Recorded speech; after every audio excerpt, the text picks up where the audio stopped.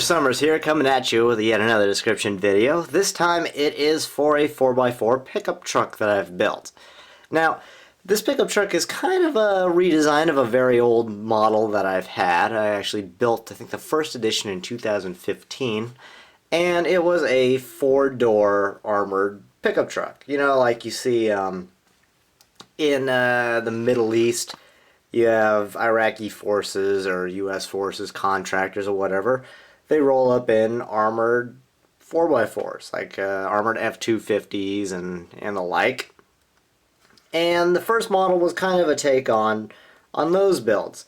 But when I built my updated SUV design, which was I think last week's video, you can check that out. But in that video, I kind of go over the design impetus behind that vehicle, and basically it was just me wanting to redo something. And in that same token, this is sort of just the redone version of that old truck I had. So for starters, as you can probably tell, since it is a land vehicle, again, it has to have steering and suspension. So the wheels on the front, they can move back and forth like so. And then they can also go up and down. And then in the rear, you have the same exact thing, where the tires, they go up and down like that. So the vehicle rocks back and forth a little, but that's to accommodate the suspension. Now, some other details on it, you have opening doors. So this is kind of a, I think they call it a half cab design. But basically, you have your front doors that open up here, and then you have a little tiny access door on the side, and that opens up to reveal just a little bit of room for weapons or whatever you have. So I close this back up like that. This vehicle seats a total of 2 people, so you just get the passenger and the driver. Now, before this vehicle, the predecessor, the 4-door one, sat 4 people and also room for a gunner. This one doesn't really have that. And I guess why I wanted to build this one was because I found a really neat technique for the front. Now at the time, which was probably a month ago or so when I was building this, I wanted to redesign that old 4-door.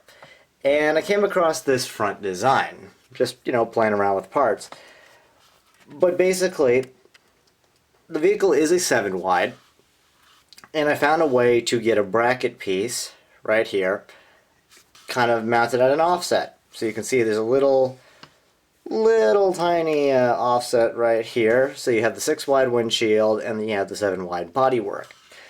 So the bodywork, you can see there's a Chi-slope right here. You get a nice 1x1 brick, a couple 1x1 plates, then a headlight brick. And if you're wondering what this little detail right here is, that is a little tiny cut piece of flex tube connected inside of a Lego hand that's then shoved in the hole right here. It works. I wanted to cover up the little tiny holes that you get with the back end of the headlight bricks, and I came across that, and I think it works well enough. Now, more on the front here, if you can tell, there is a slight angle here. It's very slight. All the previous versions of this truck, or pretty much of all my 4x4 designs, they usually just have a flat hood. And that's because, well, you can't really do too much using the design that I usually use. But this time I managed to find out how exactly to achieve this slight slope, which I suppose I could show it off. Basically, you just connect your hood arrangement here. As you can see, there's one of these 2x2 pieces with the 2 studs on one side, and then you get a hinge brick right in here, a couple of them actually. And where you get the little tiny slight angle is when you include a bar right here, and you attach it to the main body of the vehicle using a 1x1 clip. So what that does is you can't sit the hood very flush. So there is going to be a little angle. And I think that angle really works well because, you know, on any given vehicle, truck, car, whatever, the hood is always going to slope a bit.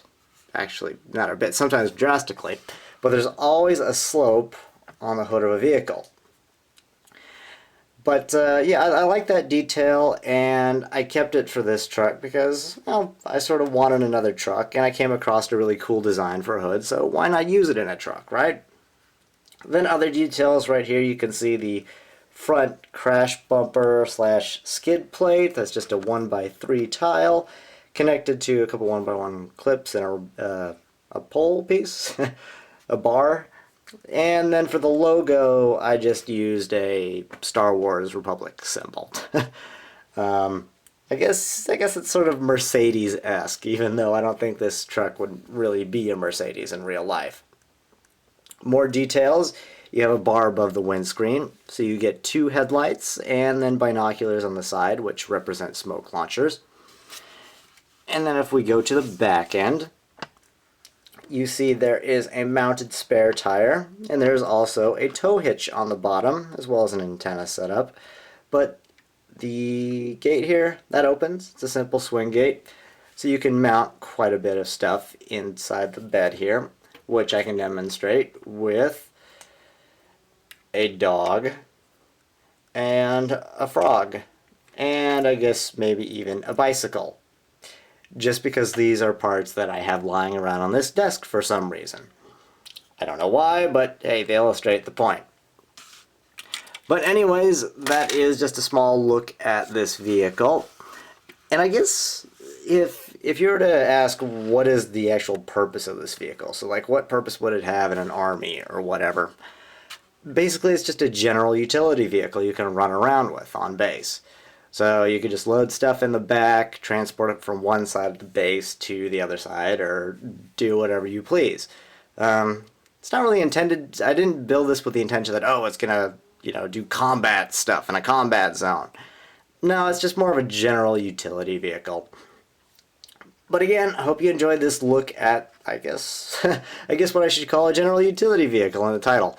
But till next time, if you like the content, rate, comment, subscribe to the channel or whatever, and have a good one. I'll see you next time. Bye.